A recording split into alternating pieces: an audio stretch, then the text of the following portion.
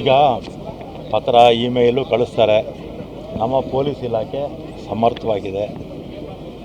ಅದನ್ನೆಲ್ಲ ಕೂಡ ಎಚ್ಚರಿಕೆ ವಹಿಸಿ ಆ ಜಿಲ್ಲೆಯಲ್ಲಿರ್ತಕ್ಕಂಥ ಎಸ್ ಪಿಗಳು, ಅಲ್ಲಿ ಆ ಭಾಗದಲ್ಲಿರ್ತಕ್ಕಂಥ ಐ ಜಿಗಳು ಇದೆಲ್ಲ ವ್ಯವಸ್ಥಿತವಾಗಿ ಮಾಡ್ತಾರೆ.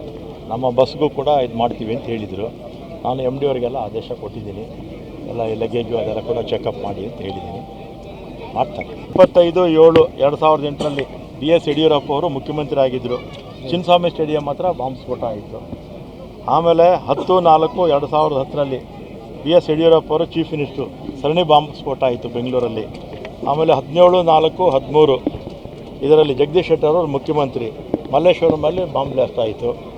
ಆಮೇಲೆ ತುಂಗಾ ಪ್ರಯೋಗ ಬಾಂಬ್ ಅಂತ ಒಂದು ಆಯಿತು 26/8/22 ಬೊಮ್ಮಾಯಿ ಅವರು ಚೀಫ್ ಮಿನಿಸ್ಟರ್ ಆಗಿದ್ದಾಗ. ಆಮೇಲೆ 19/10/22 ಮಂಗಳೂರು ಕುಕ್ಕರ್ ಬಾಂಬ್ ಆಯಿತು.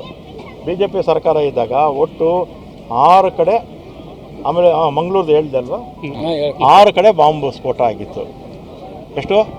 ಇದನ್ನು ಎಲೆಕ್ಷನ್ ತೊಗೊಂಡು ಹೋಗ್ಬೇಕಾ ಬೇಡವಾ ಅಲ್ವಾ? ಇದು ಪ್ರಪಂಚ ಹುಟ್ಟಿದಾಗ್ಲಿಂದ ಈಗ ಮುಂದಕ್ಕಿರೋವರೆಗೂ ಕ್ರೈಮ್ಸು ಇರುತ್ತೆ. ಆದರೆ ಸರ್ಕಾರ ಗಟ್ಟಿಯಾಗಿದ್ದರೆ ಎಲ್ಲ ನಿಯಂತ್ರಣದಲ್ಲಿ ಇಟ್ಕೋಬೋದು. ನಾವು ನಮ್ಮ ಸರ್ಕಾರ ನಿಯಂತ್ರಣದಲ್ಲಿ ಇಟ್ಕೊಂಡಿದೆ.